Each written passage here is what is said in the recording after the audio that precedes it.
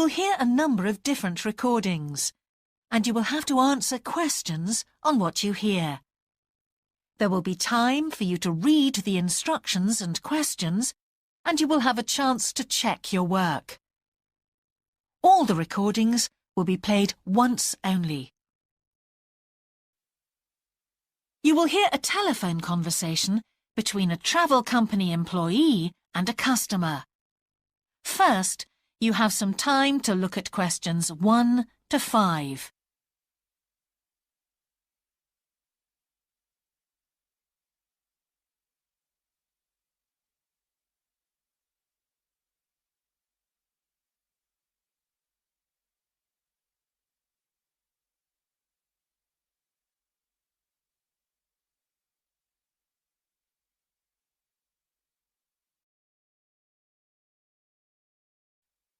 Now we shall begin. You should answer the questions as you listen, because you will not hear the recording a second time. Listen carefully and answer questions 1 to 5. Greek island holidays, can I help you? Yes, I hope so. I have a friend who's just come back from Corfu, and she's recommended some apartments in Arillis. She thought they might be on your list. Arillis, let me see. Can you give me the names? Yes, the first's Rose Garden Apartments. I'd like to go with another friend in the last week of October. Well, we've got a lovely studio flat available at that time. I'm sure you'd enjoy the entertainment programme there too, with Greek dancing in the restaurant. And the cost for each of us? £219. That sounds very reasonable. I'm just jotting down some notes. Now, the second one she mentioned was called Blue Bay. Blue Bay. Yes, in fact, that's very popular, and it has some special features. Really? The main attraction is the large swimming pool with salt water. Much healthier, I understand. That's right. And it isn't far from the beach either, only 300 metres. And only around half a kilometre to some shops, so you don't have to be too energetic. Is it much more expensive than the first one? Let me just check. I think at the time you want to go, it's around £260. No, £275 to be exact. Right, I've got that. Now, there are just 2 more apartments to ask you about. I can't read my own writing. Something to do with sunshine, is it? I think you meant the Sunshade Apartments. They're on a mountainside. Any special features?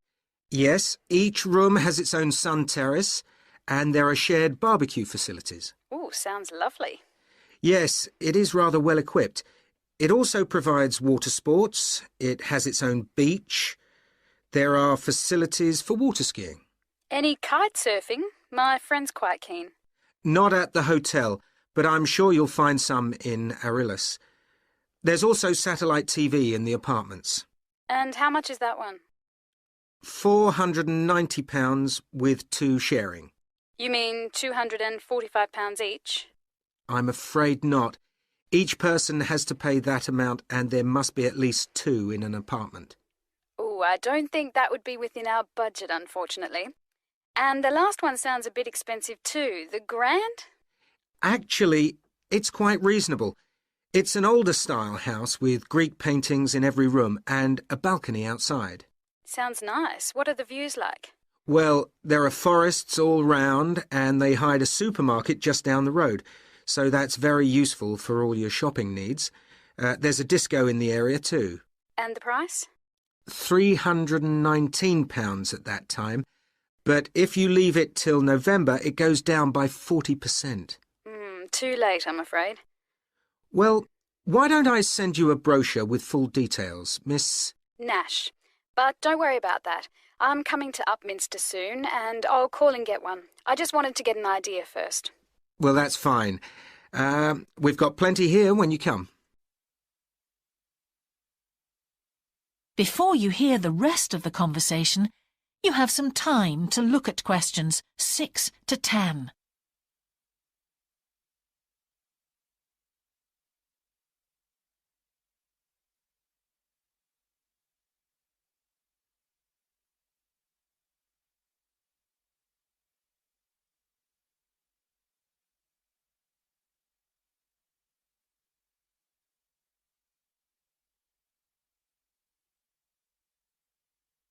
Now listen and answer questions 6 to 10.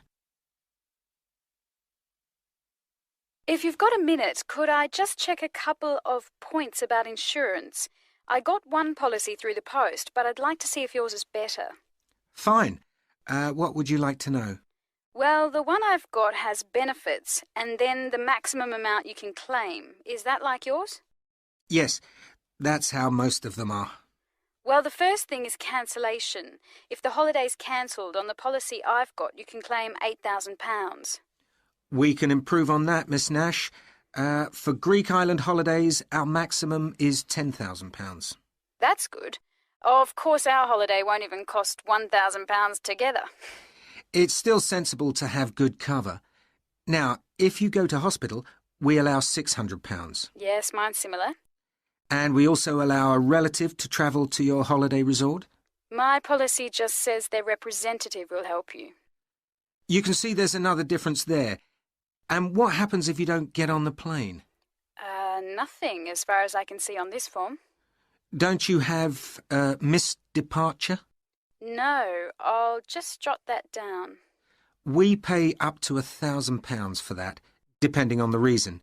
And we're particularly generous about loss of personal belongings, up to £3,000, but not more than £500 for a single item. Then I'd better not take my laptop. Not unless you insure it separately.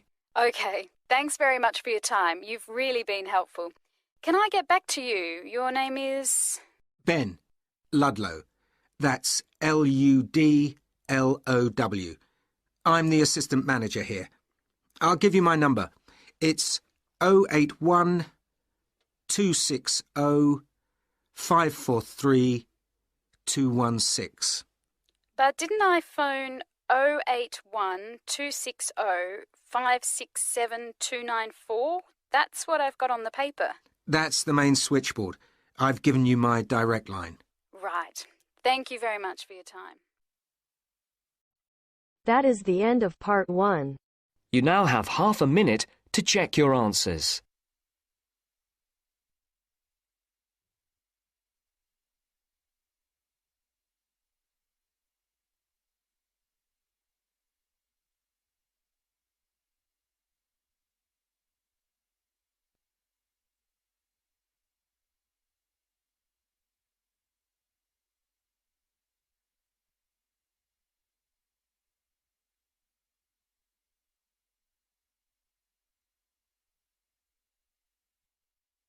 Now turns to part 2. Part 2. You will hear a talk on local radio about a children's theme park. First, you have some time to look at questions 11 to 13.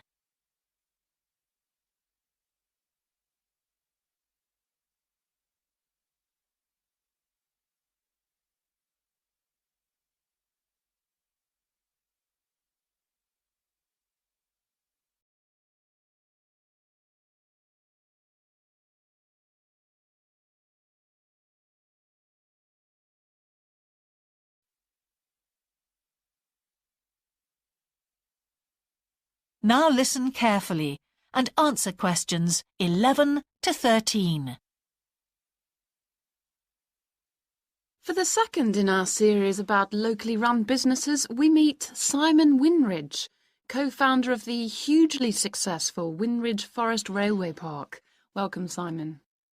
Now, perhaps you can begin by telling us a little bit about how it all started. Well, during the 1970s, my wife Liz and I had just acquired 80 acres of sheep farming land, and we decided to settle down and have children. Pretty soon we had a daughter, Sarah, and a son, Duncan. The place was wonderful for the kids. They particularly loved trains and gradually built up an enormous network of miniature railway track. I began to develop larger-scale models of locomotives, but we didn't think anything more of it until I went on a trip to a theme park near Birmingham and decided we could do a much better job. So we set up a small one ourselves, based on the miniature railway, and we opened to the public for just a month that year, 1984, in July, our driest month. because our children said they didn't want our guests to have a miserable wet visit. I dealt with park business and Liz carried on with the farm work. It soon became clear that we were onto a winner.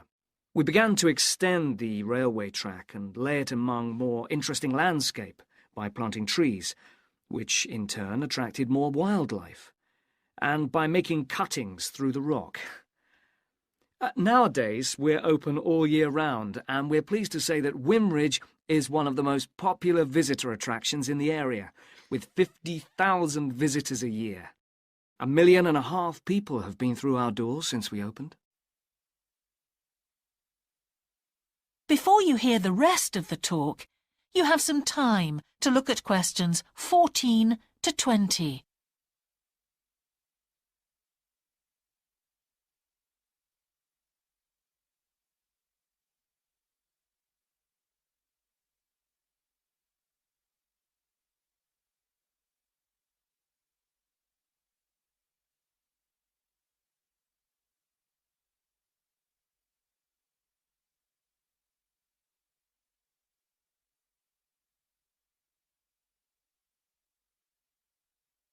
Now listen and answer questions 14 to 20.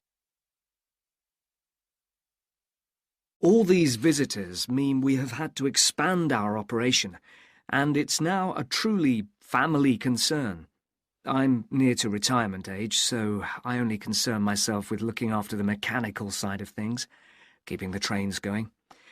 Liz now devotes all her energies to recruiting and supporting the large squadron of workers, which keep the place running smoothly.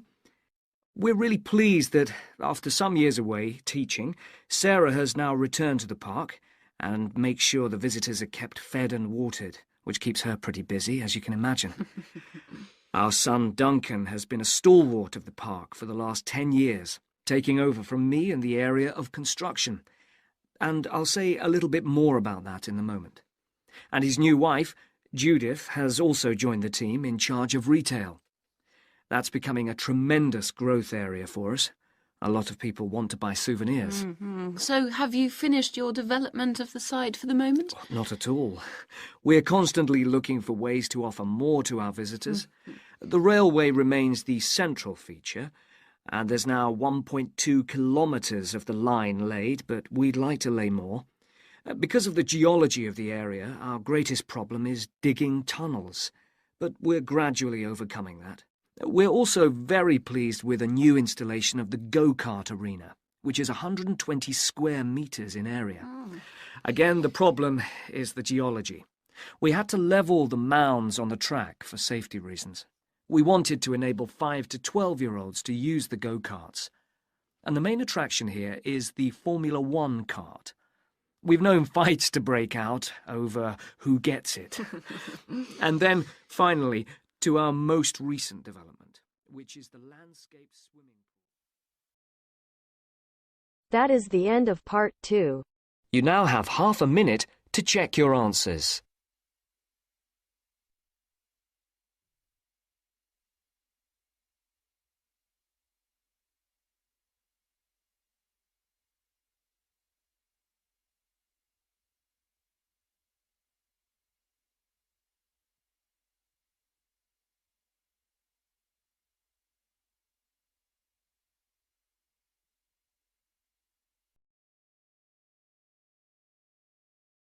Now turns to part 3. Part 3. You will hear 2 university students discussing their course and a project they are doing together. First, you have some time to look at questions 21 to 25.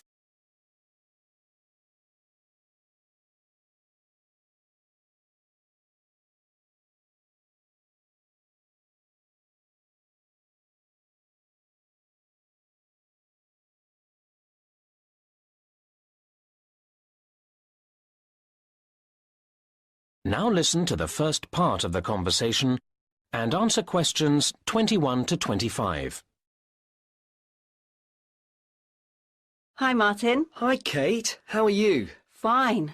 I'm relieved to have done my presentation. I'm sure. How did it go? Oh, okay in the end, but I was ever so nervous beforehand. It's silly because I do know my stuff quite well. I must know those statistics inside out.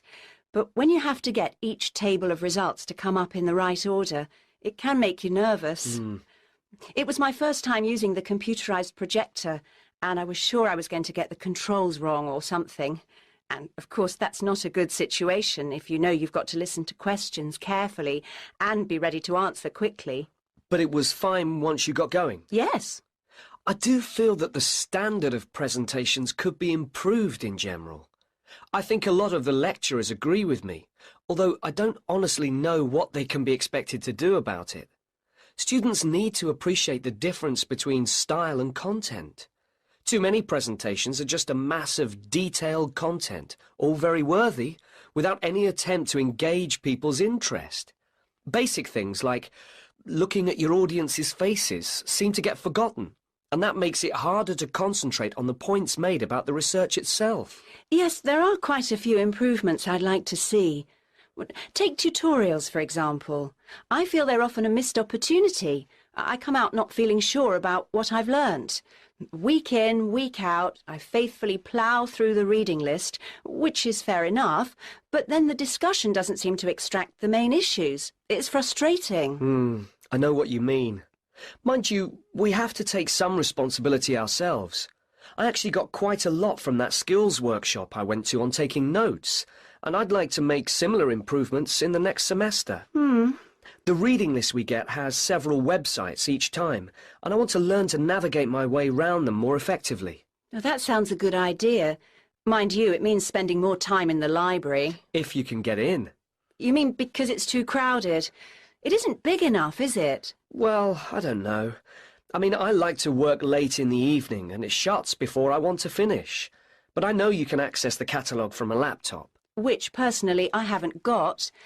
Actually, the problem for me is that I like to get up early and start work straight away, and they don't start until 9. I wish they'd change that. Now you have some time to look at questions 26 to 30.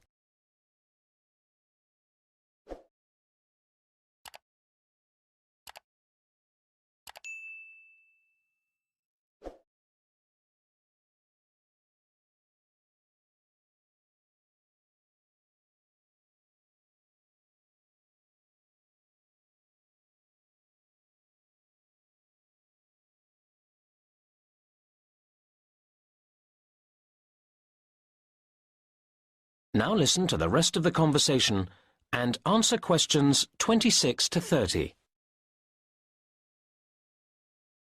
Look, we ought to start working out what to do next for our project. Yes, enough moaning. OK, the main thing is to allocate the various tasks between us, isn't it? Yes, well, we're going to need the questionnaire before we can do much else, aren't we? Do you want to handle that? I'd assumed we'd do it together. Well, you have more experience than me. Maybe you could think up the main questions, you know, a first version of the whole thing, and then I could read it through. And make suggestions? Well, OK. My experience on projects has all been with closed groups. I don't really know how you go about selecting subjects from larger populations. Actually, it's quite straightforward. You use tables of randomised numbers. Could you show me? Yeah, I'll take you through the process. That way you'll learn and I'll feel surer for having someone else there. Now that brings us to the interviews themselves. Right. Would you like to do them? Or are there too many? Well, your typing's pretty fast, isn't it? So if you agree to handle the transcribing afterwards, I'm prepared to do the face-to-face stage. Does that sound fair? It does to me. But tell me if you find it takes longer than you thought. And vice versa. And when we get the results all together, they'll need to be run through statistics programs, won't they? That's where I always feel a bit unsure about which tests are the correct ones to choose. Same here. But we can get advice from the lecturers about that. Shall we do all that as a joint effort? I think it'd make us feel more secure about what we were doing. Yes, it would be terrible to get that wrong after all the hard work leading up to it. And then we've got to present the whole thing to the group. Will you feel up to doing that? I think we should do a joint presentation. It's all both our work, after all. I guess you're right. But would you mind getting the slides and so on ready? I find that takes me ages and still doesn't look any good. Whereas I quite enjoy that kind of thing. OK. Now, we need to think about a few... The end of part 3. You now have half a minute to check your answers.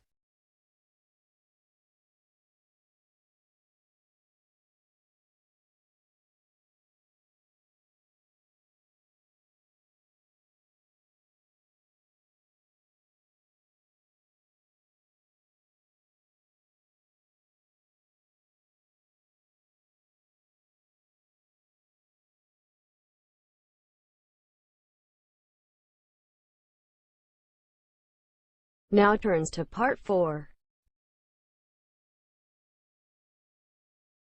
Part 4.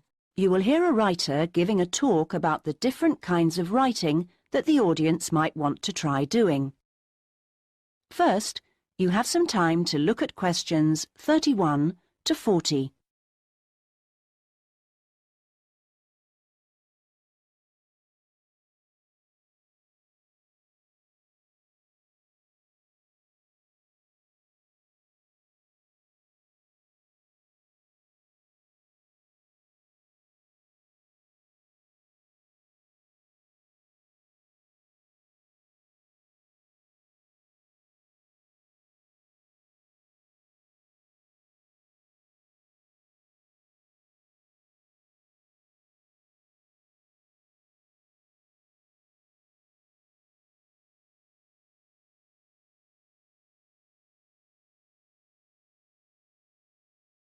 Now listen and answer questions 31 to 40. So, I'm now going to say a few words about the various different kinds of writing you may want to consider.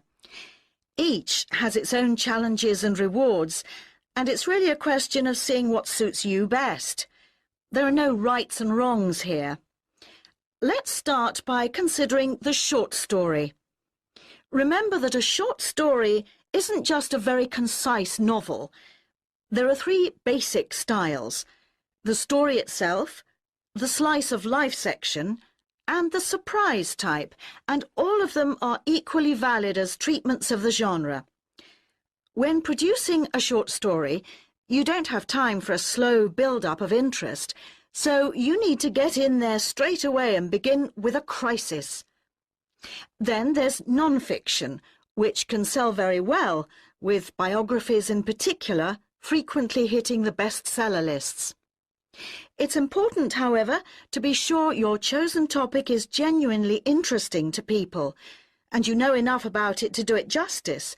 So when you're submitting your idea to a publisher, it's worthwhile to give them details of specialist knowledge you have. What about articles? Now, this is a very wide area, of course, going from the very learned and obscure to the populist gossip type. Articles based on giving advice are a proven area, and to give them a sufficient focus, you should produce your article for a definite market. That will help to define your purpose. Turning to something different, there's the question of poetry. It's often hard to define what poetry is exactly. Maybe it's easier to say what it isn't. But it should be subtle, so the message of a poem oughtn't to be overly obvious.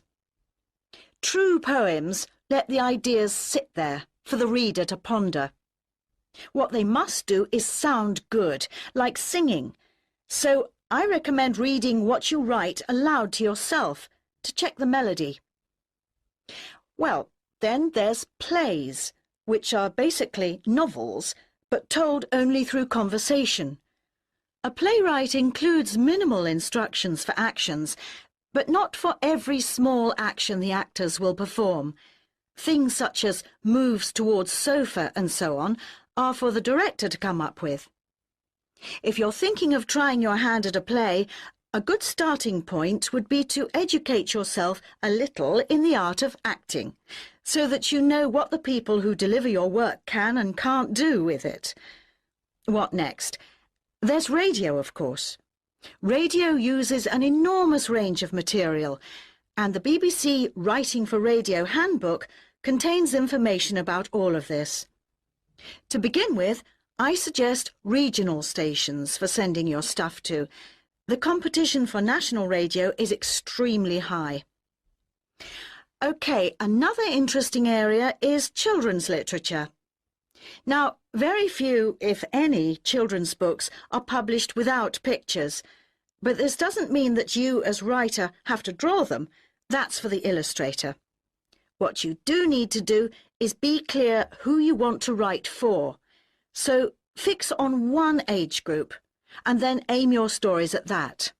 Right, I've saved what I consider to be the best and the hardest till last, the novel. Very long and very difficult to do well, but certainly not impossible, as any bookshop shelves will confirm. One of the first things to decide is from what point of view you will tell your story. A popular choice is the first person, and this technique certainly gives a sense of immediacy for the reader, while many new writers find it easier to project themselves into their main character if they can write in his or her name. But that assumes, of course, that the main character is somehow like the writer, which may or may not be the case. Meanwhile, if your book is all narrated by I, you can only put into your story things which are experienced by that character, which may prove to be rather restricting.